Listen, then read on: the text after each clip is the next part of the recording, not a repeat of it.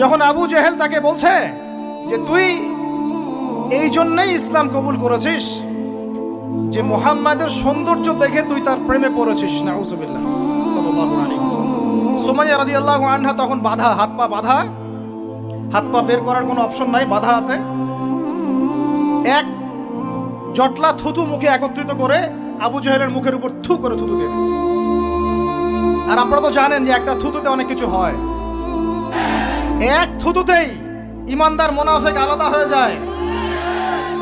সুমাইয়াও থুতু দিয়েছিল আবু জেহেলের মুখে। এবার আবু জেহেল কি করেছে শুনেন। আবু জেহেল তার কাছে একটা বর্ষা ছিল, বর্ষা চেনা যায়, বর্ষা সামনে অংশ চোখা, এটা দিয়ে সুমাইয়া রাদিয়াল্লাহু আনহার লজ্জাস্থানে আঘাত করে তাকে শহীদ করে দিয়েছে। ব্যথা অনুভব করলেন? না, আমি জানি করেন নাই, কারণ সুমাইয়া আপনার কেউ না।